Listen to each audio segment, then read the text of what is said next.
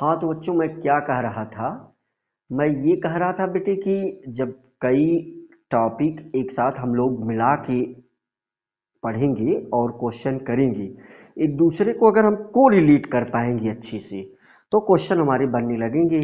तो अब उसमें बेटा हम अगला टॉपिक ये देखने का प्रयास करते हैं, समझते हैं। ये टॉपिक थोड़ा सा हो सकता है कि आपको लगे कि शॉर्ट कर दिया गया है। अगर इस पे अच्छे से फील ना आए तो आप कमेंट कर सकते हैं। मैं एक एक टॉपिक इसको इसमें सेपरेट लेकर के वीडियो बना दूंगा, परंतु बेटे अभी आप ट्राई करें इसे समझने के लिए, है ना। तो कंसंट्रेशन ऑफ सॉल्यूशन मेन रूप से हम ये समझना चाहते हैं। तो बेटे जो चीज़ हम लोग समझना चाहते हैं कंसंट्रेशन ऑफ सॉल्यूशन, तो पहली चीज़ जो हम लोग डिस्कस करेंगे तो वो ये है कि कंसंट्रेशन ऑफ सॉल्यूशन। ठीक बेटा, ऑफ सॉल्यूशन। तो देख लें आप, कंसंट्रेशन ऑफ सॉल्यूशन। देखिए एक छोटा सा वर्ड है, ये वर्ड है आपका सॉल्यूशन। ठीक है बेटा, तो सभी बच्चों को ये पता है कि सॉल्यूशन का दो कंपोनेंट होता है। सॉल्यूशन के दो कंपोनेंट होते हैं, राइट। तो एक को हम क्या बोलते हैं, एक को हम बोल सकते हैं इसके दो कंपोनेंट, एक को हम बोल सकते हैं सल्यूट। पहले को हम बोल सकते हैं ए, आप बात कर लें बी। तो ए हो गया बेटा सल्यूट, है ना। ए हो गया आपका सल्यूट हो गया बेटा, और बी हो गया आपका सॉल्वेंट। तो ये दो कंपोनेंट से मिलकर के ये सॉल्यूशन बनता है, राइट।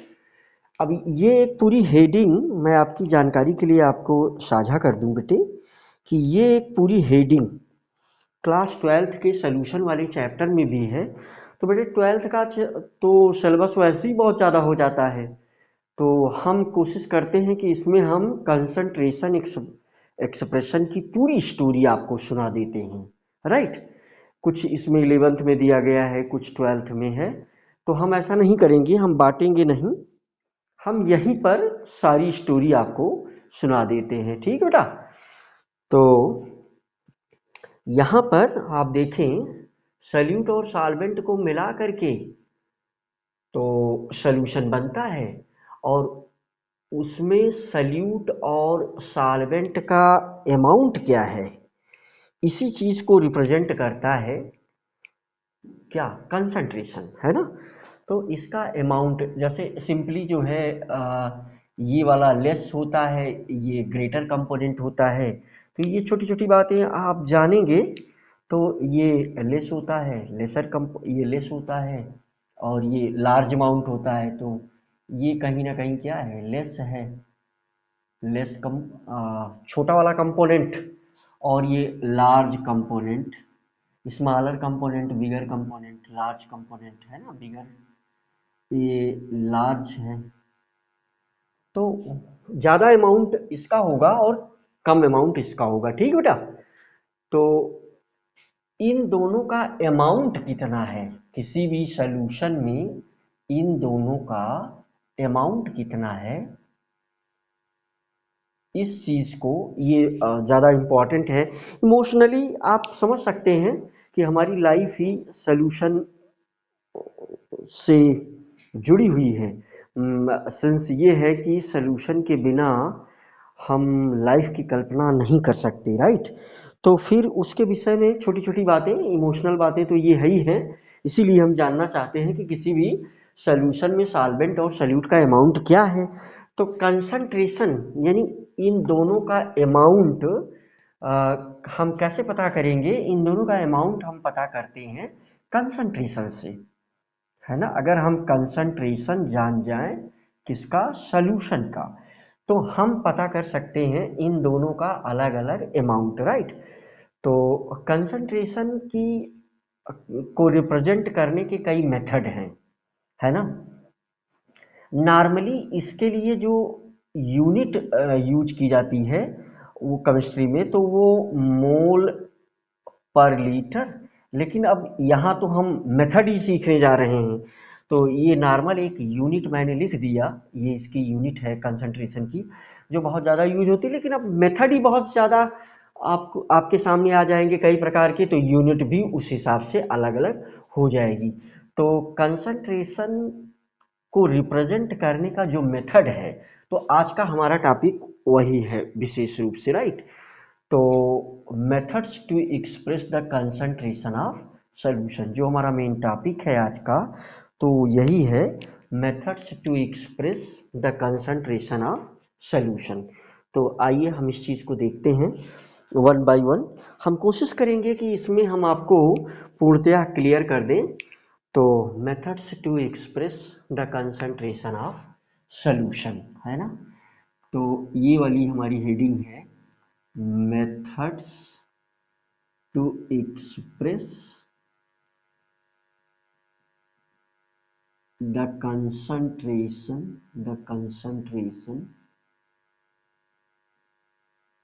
of solution। ठीक है बेटा, तो इसके लिए जो है दो मेथड है सॉल्यूशन। तो हमने जैसा कि पहले डिस्कस भी किया है, इसके लिए दो मेथड है बेटे, तो उस दोनों मेथड को हम डिस्कस करेंगे। तो एक मेथड जिसे हम ए बोल दें, और एक मेथड जिसको हम क्या बोल दें, बी बोल दें। ठीक है, तो ये जो ए मेथड है, हम इसको चलिए कह लेते हैं कि ये फिजिकल मेथड है, राइट। तो हम इसको बोल देते हैं फिजिकल मेथड, फिजिकल मेथड। और दूसरे वाले को हम बोल देंगे क्या, केमिकल मेथड, राइट। तो ये है हमारा केमिकल मेथड। ठीक है बेटा, तो केमिकल मेथड में हम इसको शामिल करते हैं। ठीक है, अब ये बहुत हार्ड एंड फास्ट नहीं है, बस समझने का एक तरीका है। मेन चीज ये तो बहुत कम ही क्वेश्चन किया जाएगा, कौन सा फिजिकल मेथड है कौन सा केमिकल मेथड है, ये क्वेश्चन कभी नहीं किया जाएगा, शायद कभी ना किया जाए, समझ रहे हैं। तो मेन रूप से इसके मेथड जो हैं उसको हम वन बाय वन करके देखेंगे, राइट। तो हमारा जो मेन उद्देश्य है इसके मेथड को समझना। तो ये कैसे है, इसमें मैं मैक्सिमम करने का प्रयास करूंगा बेटा, और मुझे उम्मीद है कि आपको फील आएगी, राइट। तो अब इसमें जो नंबर वन, इसमें जो नंबर वन होगा बेटी, नंबर वन, तो हम बोलते हैं इसको मास बाय मास परसेंटेज। अच्छा, एक जो है अगर हम यहाँ पर एक पहले से, हालांकि बुक और सारी चीज़ें जो है वो अपने तरीके से अलग अलग बनाई हैं, अब आप वो पढ़ेंगे क्वेश्चन तो उसमें ज़रूर समझेंगे। हम लोग स्वतः एक जो है मेथड यहाँ डेवलप कर लेते हैं, तो उसको हम हमेशा फॉलो करेंगे, राइट। तो जैसे सपोज करिए कि हमने लिख दिया है, मान लीजिए हमने लिखा है, मैं यहाँ इस मेथड को डेवलप कर ले रहा हूँ। तो सपोज करिए यहाँ पर, सपोज करिए हमने जो है अगर वेट लिखा, वो सॉरी मास ऑफ सॉल्यूट है ना, तो मास ऑफ सॉल्यूट को चलिए हम डब्ल्यू ए से रिप्रेजेंट कर देते हैं। और अगर वॉल्यूम ऑफ, क्या W A B A, volume of solute है ना, और फिर इसके बाद अगर हमने लिखा है व्हाट एम ए है ना, तो molar mass of solute, volume of solute and mass of solute है ना। तो ये चीज हम जो है किसके लिए यूज करेंगे, सॉल्यूट के लिए यूज करेंगे।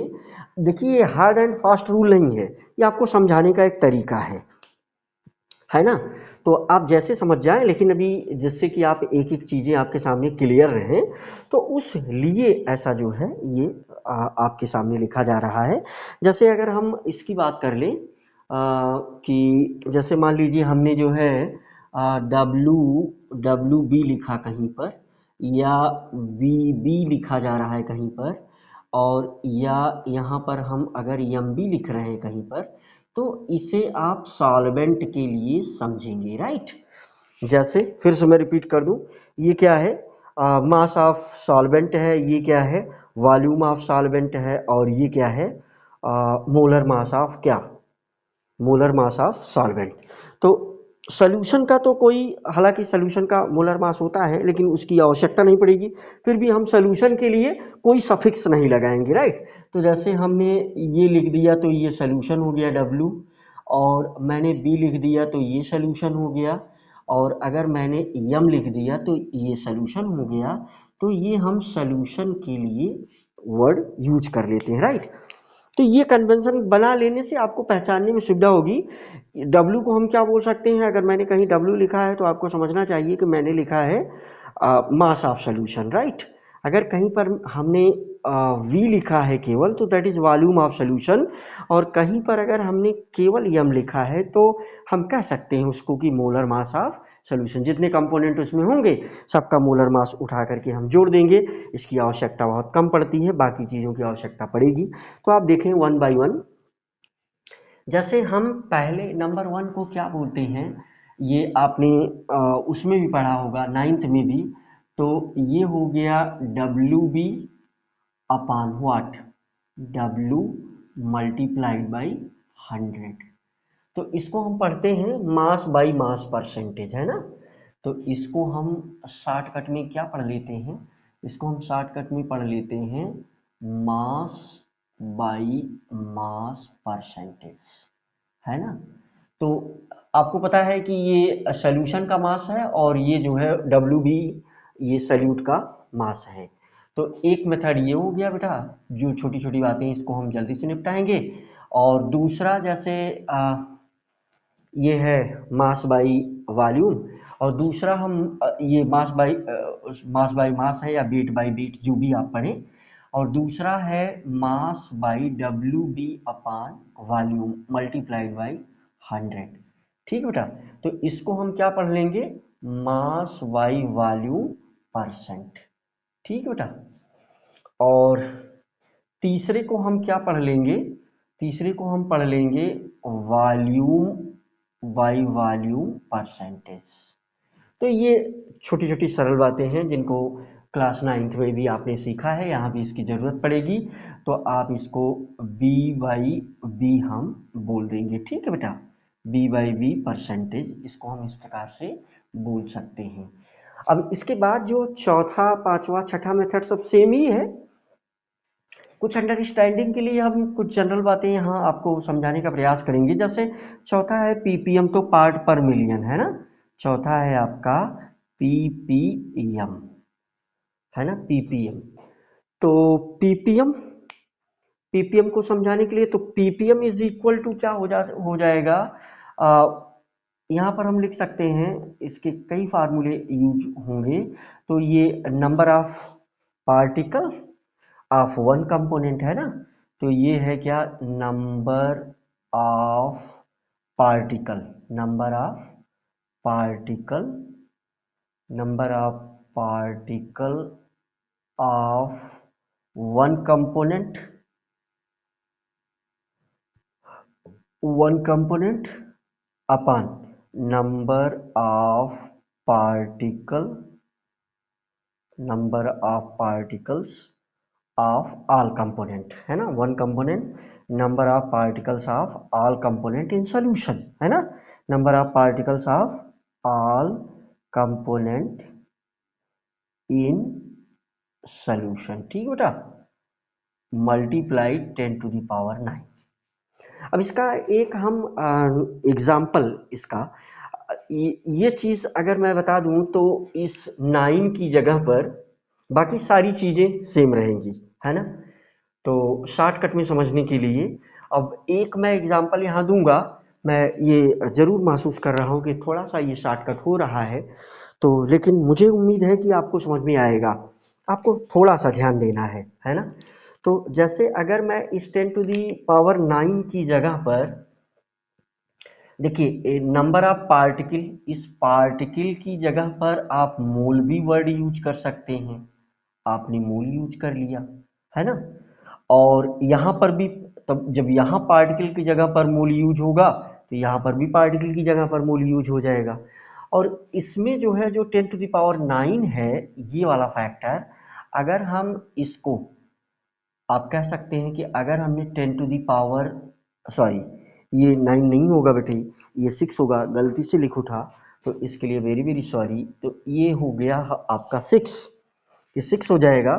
अगर हम इसको 10 टू दी पावर 9 बोल दें, ठीक है बेटा, अगर हम इसको 10 टू दी पावर 9 यहाँ कर दें तो एक क्वांटिटी हो जाती है, एक मेथड दूसरा जनरेट हो जाएगा, जिसको हम क्या बोल देंगे, इसको हम बोल देंगे यहाँ पर पीपीबी, है ना। अगर हमने यहाँ पर, जैसे हमने यहाँ पर मल्टीप्लाई किया है 10 टू द पावर 6 से, ठीक है बेटा, और अगर हम यहाँ 10 टू द पावर 9 से मल्टीप्लाई कर दें तो ये एक नई क्वांटिटी, एक नया मेथड डेवलप हो जाएगा, तो जिसको हम पांचवा मेथड यहाँ पर कह देंगे, तो ये 5th नंबर पर, तो ये हो जाएगा आपका पीपीबी, पार्ट पर बिलियन।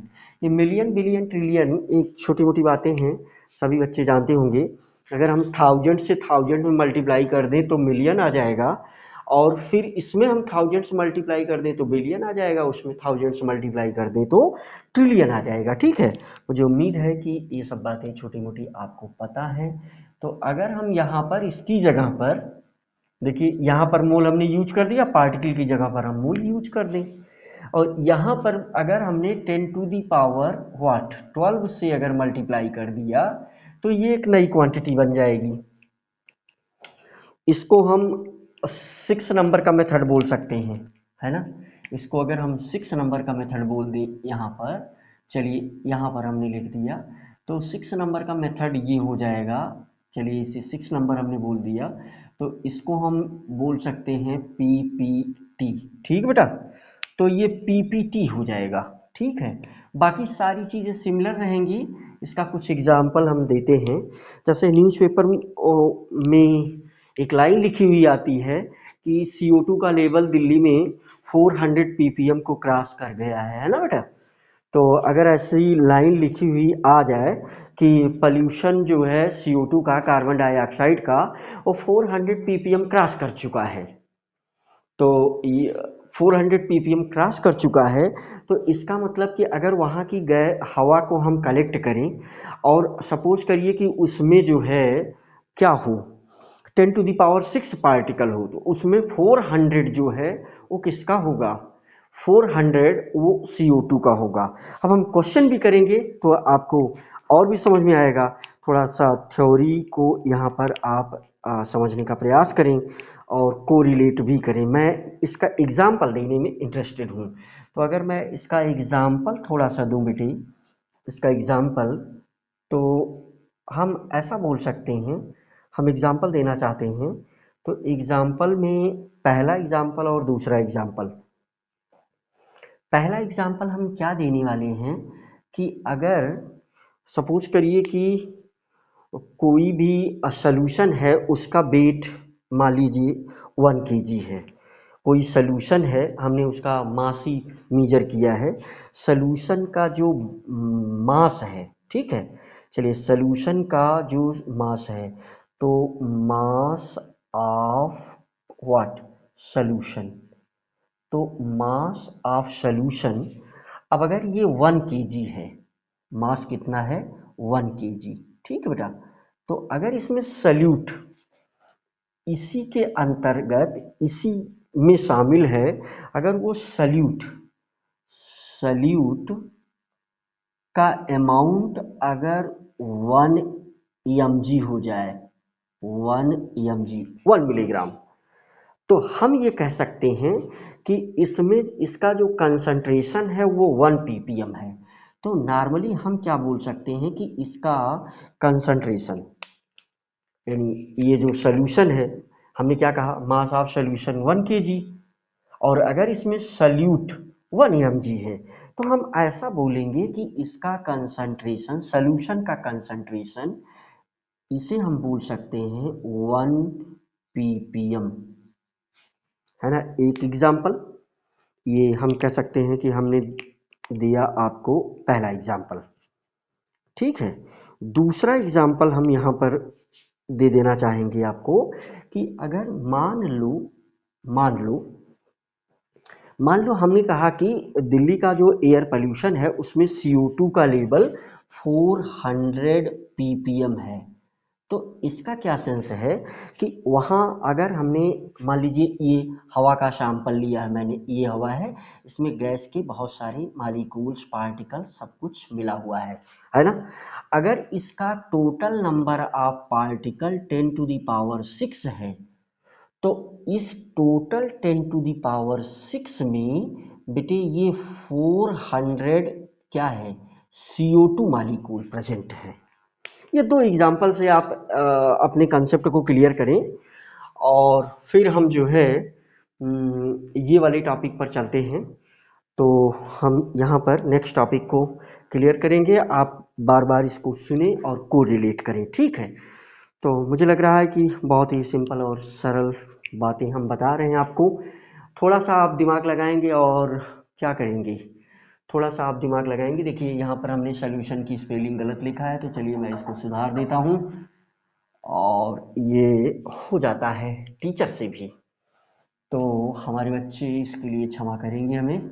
तो ये है सोल्यूशन, ठीक है बेटा, तो दैट इज सोल्यूशन। तो अब जो अगला टॉपिक है हम लोग उसे क्लियर करेंगे।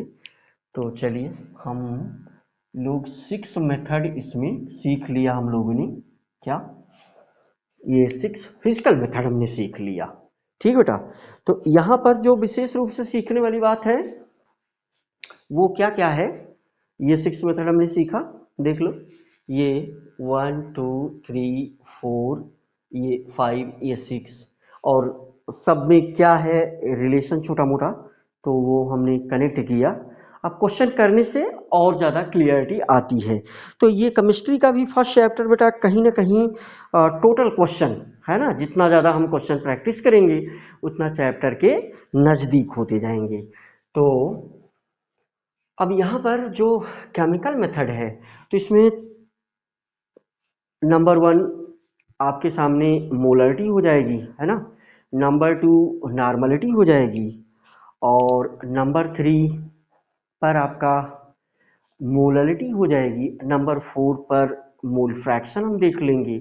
फॉर्मेलिटी और डिमेलिटी भी दो वर्ड यूज किए जाते हैं, वर्ड तो और भी पॉसिबल हैं, लेकिन अब जो विशेष रूप से है वो वही शुरू का 5 है ना। तो एक एक करके हम उसको देख लेते हैं और हम उसमें उसके मेन फार्मूले लिखने का पूरा प्रयास करेंगे, ठीक है बेटा। तो जैसे पहली चीज़ हम इसमें जो नंबर 1 देखेंगे फर्स्ट, तो फर्स्ट में हम देखेंगे मोलरिटी, है ना। तो ये मेथड अब यहाँ हम सीखेंगे। नंबर 1 होगा इसमें मोलरिटी, ठीक बेटा। तो मोलरिटी को हम किससे रिप्रेजेंट करते हैं, कैपिटल लेटर एम से। मोलरिटी को हम कैपिटल लेटर एम से रिप्रेजेंट करते हैं। और नॉर्मल सी बात ये है, डिफिनीशन लेक्चर से भी आप सुन सकते हैं। अगर जैसे हमसे कोई पूछता है कि नंबर मोलर सोल्यूशन क्या है, तो नंबर ऑफ मोल्स प्रेजेंट पर litre, number of moles of solute present पर लीटर, तो उसे ही हम क्या बोल देंगे, मोलर सोल्यूशन, है ना। तो मोलर सोल्यूशन की जो मोलरिटी होगी वो 1 ही होगी।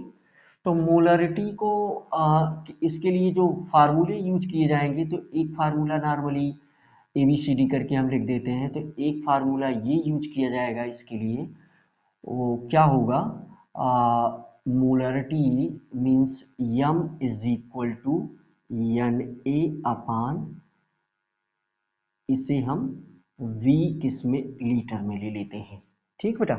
एक फार्मूला ये यूज किया जाएगा। आपको पता है नंबर ऑफ मोल जो है वो WA इज इक्वल टू, तो इसको हम ऐसे भी लिख सकते हैं WA मल्टीप्लाइड बाई 1000 और डिवाइडेड बाई एम ए क्या है, मोलर मास। देखिए यहाँ हमने एक आपको समझाने के लिए ये मोलर मास एक छोटा सा एक तरीका डेवलप किया है। तो मोलर मास और ये किसमें, वॉल्यूम अब ml में हो जाएगा। तो ये भी फार्मूला यूज होता है, ठीक बेटा। और इसमें जो है एक फार्मूला ये भी यूज होता है, चलिए हम इसको बी में लिख देते हैं। तो ये m1 b1 is equal to क्या, m2 b2, ये फार्मूला यूज होता है। एक फार्मूला यहाँ पर ये भी यूज होता है, मान लीजिए आपने कई सोल्यूशन को एक साथ मिला दिया, तो रिजल्टेंट मोलरिटी, एमआर का मतलब रिजल्टेंट मोलरिटी, तो ये क्या हो जाएगा, m1 b1 plus m2 b2 plus dot dot dot upon b1 plus b2 plus dot dot dot, है ना। तो ये कुछ फार्मूले हैं जो मोलरिटी के लिए यूज होते हैं। और मोलरिटी को कैलकुलेट करने का एक अल्टरनेट मेथड भी है। तो मोलरिटी को कैलकुलेट करने का एक अल्टरनेट मेथड है, और इस पर एनसीईआरटी ने क्वेश्चन किया है। तो ये मोलरिटी को कैलकुलेट करने वाला जो फार्मूला है, ये m is equal to 10 into x into D upon M A क्या है, molar mass of what, solute, है ना। देखिए यहाँ पर मोल, मैं बार बार बोल दे रहा हूँ इसको, देखिए ये मोलर मास ऑफ सल्यूट है। चलिए यहाँ पर मैं लिख भी दे रहा हूँ एक जगह पर, तो ये है आपका मोलर मास ऑफ सल्यूट। अब हम जहाँ पर यूज करेंगे इसको, ये टॉपिक पढ़ाते समय, तो हम इस कन्वेंशन को आप समझ सकते हैं कि मैं फुल्ली फॉलो करूँगा, और आप बिना विचार किए हुए उस चीज़ को यहाँ पर रख सकते हैं, ठीक है। तो मोलरिटी को कैलकुलेट करने का ये एक और भी तरीका है, मोलरिटी को कैलकुलेट करने का ये एक और भी तरीका है। इस पर एनसीईआरटी ने क्वेश्चन किया है, ठीक है। तो नॉर्मल डिफिनीशन इसी प्रकार से है। और अगर दूसरा जो इसमें टॉपिक है, तो उसको हम बोल सकते हैं नॉर्मलिटी। नॉर्मलिटी, तो यहाँ पर जैसे नॉर्मलिटी को हम कैपिटल लेटर एन से रिप्रेजेंट करेंगे, कैपिटल लेटर एन से रिप्रेजेंट करेंगे। तो इसमें कितने फार्मूले पॉसिबल हैं, चलिए पहला फार्मूला ये है ए। तो नॉर्मलिटी को हमने कहा कि हम कैपिटल लेटर एन से रिप्रेजेंट करेंगे, तो ये हो जाएगा नंबर ऑफ इक्विवेलेंट वेट अपान, ये है नंबर ऑफ इक्विवेलेंट वेट, है ना। तो ये है ई ए अपान क्या, वी लीटर में, है ना। तो ये नंबर ऑफ इक्विवेलेंट वेट, या हम इसको यहाँ लिख देते हैं नंबर ऑफ इक्विवेलेंट वेट, ये ई ए को बाद में हम उसके लिए यूज करेंगे, तो यहाँ हम इसको हटा देते हैं, इसको हम लिखेंगे number of equivalent weight, number of equivalent weight of in solute, है ना। तो चलिए यहाँ पर हम इसको लिख देते हैं, ये है हमारा number of equivalent weight of solute, ये सल्यूट है, ठीक है। अपान ये, अगर हम इसको वैसे रिप्रेजेंट करें तो ये हो जाएगा हमारा W A multiplied what, number of equivalent weight of solute, ये है W multiplied by 1000 divided by क्या, E A, E A means equivalent weight of solute. देखिए मास ऑफ सल्यूट और equivalent weight of solute multiplied V किस में, अब ये यहाँ पर एल में हो जाएगा। ये छोटी मोटी बातें आप धीरे धीरे सीख जाएंगे, राइट। जैसे बी वाला जो फार्मूला यहाँ पर भी जो यूज होगा, वो n1 b1 is equal to n2 b2 यहाँ यूज होता है ना। तो जैसे n1 क्या है, तो हम बोल सकते हैं कि normality of solution before dilution, इसको हम डाइल्यूशन इक्वेशन भी बोलते हैं। जैसे यहाँ पर m1 क्या है, molarity of solution before dilution, b1 क्या है, volume of solution before dilution, m2 क्या है, molarity of solution after dilution, b2 क्या है, volume of solution after dilution, है ना। ये छोटी छोटी बातें। तो यहाँ पर हमारे पास दूसरा एक सी फार्मूला भी यूज होगा।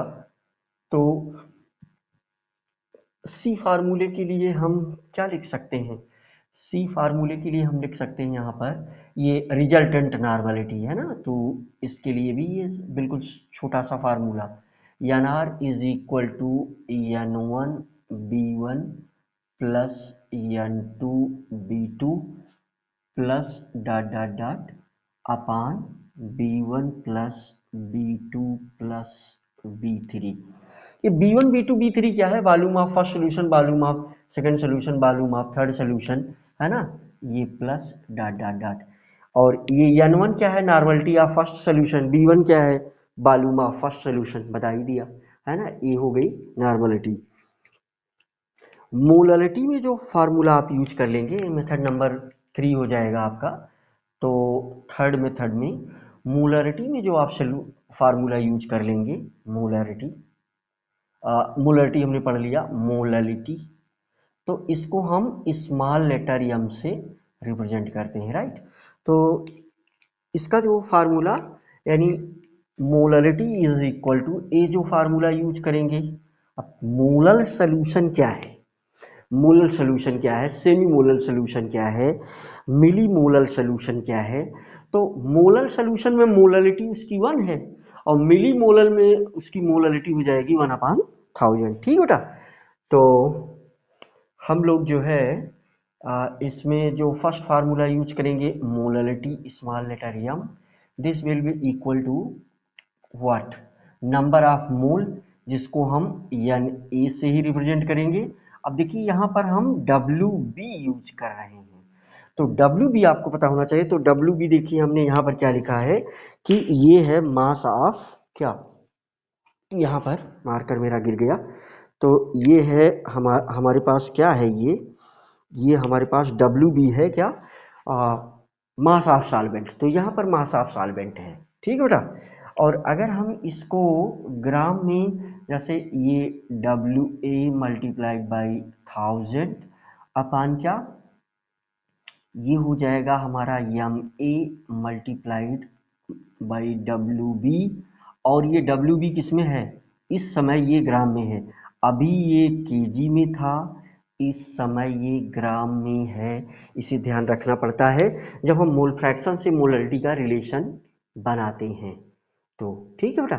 तो जो ये, अब हम इसमें मोल फ्रैक्शन, चौथा जो मेथड है इसमें हम मोल फ्रैक्शन देख सकते हैं।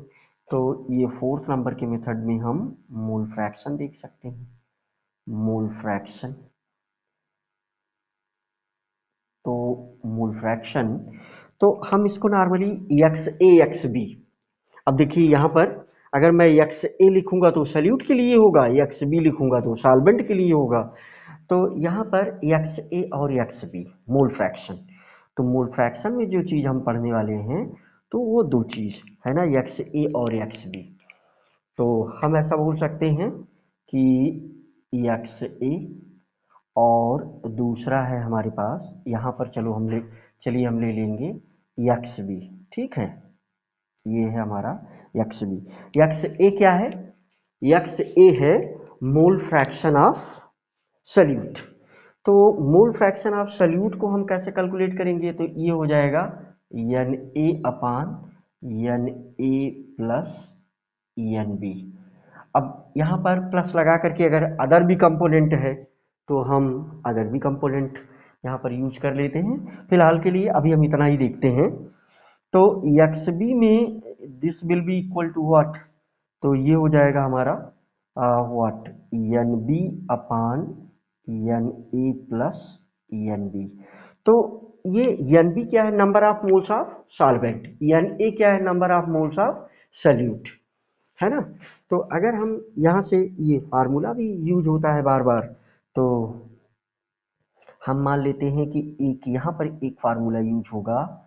तो आपको पता है कि ये X A plus X B, this will be equal to 1, और हम इसको ऐसा भी लिख सकते हैं कि X B is equal to 1 minus X A normally. तो ये मोल फ्रैक्शन में ये चीज़ हम लोग लिख सकते हैं, मोल फ्रैक्शन हम ऐसे कैलकुलेट कर सकते हैं। और नेक्स्ट जो मेथड हम यूज करते हैं, फॉर्मेलिटी और डीमेलिटी। तो ये 5th नंबर पर फॉर्मेलिटी, तो हम इसको क्या बोल देंगे, किससे रिप्रेजेंट करेंगे, एफ से रिप्रेजेंट कर देते हैं। ठीक है बेटा, तो हम नॉर्मली क्या फार्मूला यूज करेंगे, फॉर्मेलिटी इज इक्वल टू, है ना, तो ये गिवन वेट यानी वेट ऑफ सल्यूट, तो हम इसको डब्ल्यू बी रिप्रेजेंट कर देंगे मल्टीप्लाइड बाई 1000, और यहाँ पर ये फार्मूला मास है और मल्टीप्लाइड बाई वी किसमें, एमएल में, ये सल्यूशन है। और एक टॉपिक और भी है, वो है 6 नंबर पर। चलिए, तो डीमैलिटी, ये है डीमैलिटी, और ये डीमैलिटी को हम डी से रिप्रेजेंट कर दें। ठीक बेटा, तो यहाँ से डीमैलिटी का जो फार्मूला है यानी D इज इक्वल टू, ये एट कांस्टेंट टेम्परेचर पर है ना, तो ये क्या है, एट कांस्टेंट टेम्परेचर पर है, तो नंबर ऑफ इक्विवेलेंट प्रेजेंट पर डेसीमीटर क्यूब, है ना, तो डीमैलिटी इज इक्वल टू, यहाँ पर क्या हो जाएगा, number of equivalent of solute, number of equivalent mass of salute, equivalent mass of solute divided by क्या, 1 डेसीमीटर क्यूब, 1 डीएम क्यूब, है ना, 1 डेसीमीटर क्यूब। ठीक है, तो ये डीमैलिटी जो कैलकुलेट की जाती है तो वो at constant temperature, at constant temperature. अब इसमें बेटे इसका जो और कुछ टेक्निकल पार्ट है तो वो हम जो है आपको बताने का, समझाने का प्रयास करते हैं फिर से। अगर इसमें कुछ हम और ऐड कर सकते हैं जिससे कि आपको समझने में आसानी हो, तो ये नॉर्मल सी बातें थी, ये फार्मूले यूज होते हैं। अब यहाँ पर एक चीज़ रह जा रही है, वो है एक दूसरे में कन्वर्जन, राइट, तो कन्वर्जन हमको सीखना है, बिना कन्वर्जन के काम नहीं बनता, तो वो हम क्वेश्चन में भी सीख सकते हैं, लेकिन मोटे तौर पर ये फार्मूले हैं। अब एक एक कर को अगर पढ़ाया जाए तो भी उसमें भी समय लगेगा बेटा, तो अगर किसी भी बच्चे को ऐसी रिक्वायरमेंट है तो मैं अभी ये प्रयास कर रहा हूँ बेटा कि आपको क्वेश्चन की तरफ लेकर के चला चलूँ, और बीच में फिर जिस टॉपिक अगर आप कमेंट करते हैं तो बीच में छोटे छोटे टॉपिक बना करके, क्योंकि समझने के लिए छोटे छोटे टॉपिक में उसका वीडियो बना दिया जाएगा जिसको भी आप फील नहीं कर रहे होंगे। तो चलिए एक बार हम फिर इस पर पूरे पर ओवरऑल एक समरी लेते हैं। ठीक है, तो जैसे ये केमिकल मेथड हो गया है, फिजिकल मेथड हो गया, इतने मेथड होते हैं कंसंट्रेशन को रिप्रेजेंट करने के लिए। अब उस हिसाब से जगह जगह पर अलग अलग यूनिट हो जाएगी। एक सबसे ज़्यादा यूज होने वाली यूनिट है जिसको हमने लिख दिया, तो कंसंट्रेशन का मेथड ही हमको सीखना था, है ना, स्पेशली तो मेथड हमने सीखा।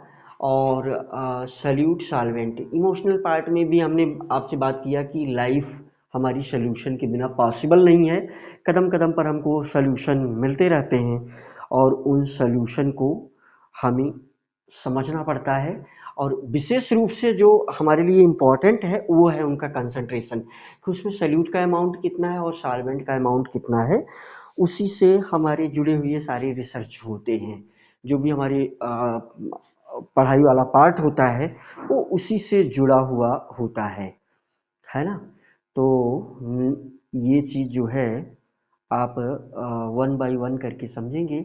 अगर किसी भी पॉइंट पर आपको इसमें कम समझ में आया है बेटा तो उसके लिए हम सेपरेट वीडियो भी बना सकते हैं। नेक्स्ट वीडियो में हम क्वेश्चन करते समय मोलरिटी और नॉर्मलिटी का रिलेशन देख लेंगे, मोलरिटी और मोल फ्रैक्शन का रिलेशन देख लेंगे, और इसका इमोशनल पार्ट क्या है इस पर भी हम आपसे चर्चा कर लेंगे, क्वेश्चन के साथ करेंगे, है ना बेटा।